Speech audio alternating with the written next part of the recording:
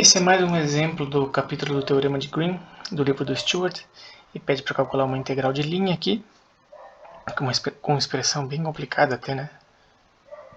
Aqui é 3y menos e elevado a seno de x, 7x mais raiz de y quadrado mais 1. Tem um dy sobrando aqui, ó. E se eu fosse resolver essa integral de maneira direta, por uma integral de linha mesmo, parece que vai dar muito trabalho aqui, nem sei se eu consigo fazer isso. Mas tem duas dicas aqui, ó. Uma é que a própria integral está usando essa simbologia, sugerindo que é um caminho fechado. Isso não precisaria estar escrito, bastava ver que o caminho C é o círculo x² mais y² igual a 9. Então que esse é um caminho fechado. Sendo um caminho fechado, eu posso transformar essa integral de linha, usando o teorema de Green, que está escrito aqui em cima, como uma integral de área na região D. Então vamos desenhar essa região, desenhar esse caminho para daí saber quem que é a região e conseguir resolver o problema. Vou fazer um plano XY. O caminho é um círculo de raio 3, então vamos fingir que cada quadradinho aqui tem um tamanho 3. 3 aqui, menos 3 aqui, em x e em y também. E o exercício não falou. Mas eu vou assumir que o sentido seja anti-horário. Isso vai impactar a maneira que a gente usa o teorema de Green. Não sei se faz diferença nesse exercício, mas mudaria o sinal aqui do teorema de Green. Então vou usar desse jeito que é mais conveniente. A região D, então, é essa região que está aqui dentro. Uma região circular. Que está em vermelho. Do jeito que está escrito o teorema de Green, né? A expressão que acompanha o dx é o meu P, e a expressão que acompanha o dy é o Q. Então eu preciso calcular a derivada do Q em relação a x, e subtrair pela derivada do P em relação a y. E olha como esse exercício foi bem escolhido pelo Stewart, porque quando eu derivo todo esse Q em relação ao x, toda essa parte dentro da raiz é constante, porque é função de y. Então eu não preciso me preocupar com isso, porque a derivada é zero. A derivada de 7x em relação a x é 7. Derivada de 3y menos e elevado a seno de x, de novo, tudo função de x. Estou derivando em relação a y. Derivada de 3y que importa, que é 3.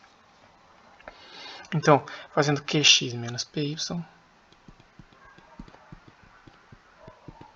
isso aqui dá 4, né? 7 menos 3, 4. Então simplificou muito a integral, virou uma integral naquela região ali do número 4, dA. E olha só, essa região é um círculo de raio 3. Então, na verdade, esse 4 aqui é uma constante para a integral. Não preciso fazer muito mais do que isso, né? O círculo de raio 3, qual que é a área do círculo de raio 3? É πr, que é 3 ao quadrado. Então, a partir daqui eu já tenho a resposta. 4 vezes 3 ao quadrado, 4 vezes 9, 36 π. O que eu vou fazer, eu vou fingir que aqui, no lugar do 4, tem uma função de x ou de y, porque daí nesse caso não bastaria calcular a área do círculo, né? Porque não é necessariamente uma integral de área. Aconteceu, porque o 4 é uma constante, de ser múltiplo da área do círculo.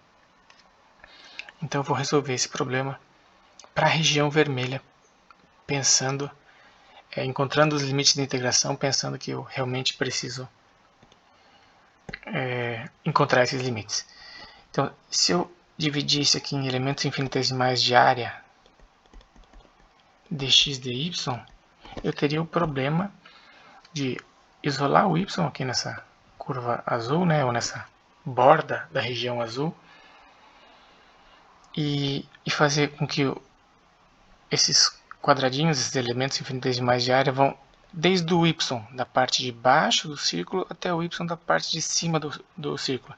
Então, isolando esse y aqui, ele é a raiz quadrada de 9 menos x², mas ele é a raiz positiva e negativa. Então, o y vai desde a raiz negativa, que é a parte de baixo, até a raiz positiva, que é a parte de cima. Esses seriam os limites de integração em y. Aí o x de menos 3 a 3. Isso seria muito difícil de fazer. Talvez até desse para fazer, mas seria muito difícil. Muito mais fácil seria considerar esse elemento infinitesimal de área circular aqui, ó. Então esse dA, dessa maneira que eu desenhei aqui, ó, é um dA de coordenadas polares.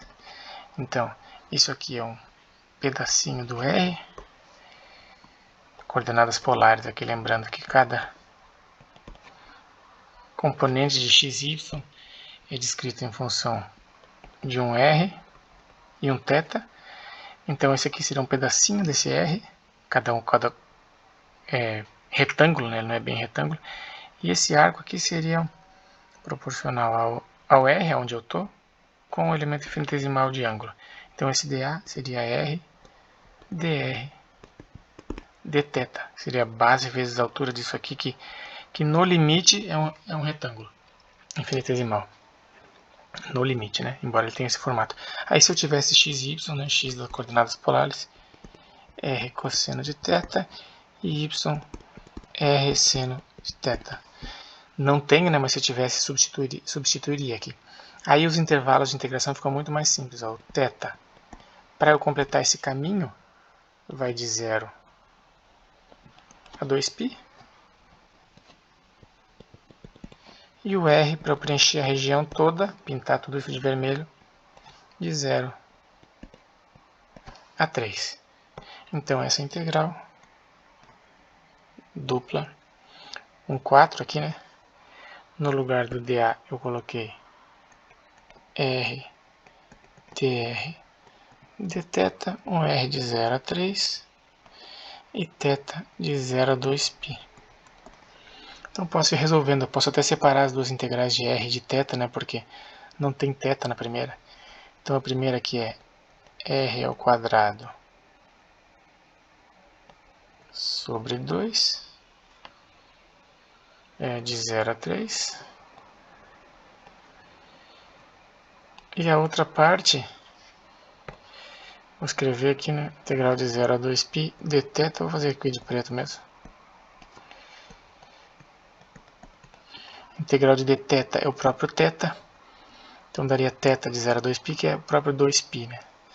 Então isso aqui dá 4 vezes 2π vezes 3 ao quadrado, que é o r ao quadrado, sobre 2 menos 0. Então substituindo o 0 aqui dá 0. Dá para dividir esse 2 por 2 aqui, e o resultado é o mesmo de antes aqui, 36π, que a gente já sabia, né? A diferença é que, como eu falei, né, se aqui tivesse, o que não aconteceu, mas se aqui tivesse um x, por exemplo, no lugar desse x aqui eu iria colocar r cosseno θ, por exemplo, tá? Mas não tem, então eu tiro, apago. Tá resolvido.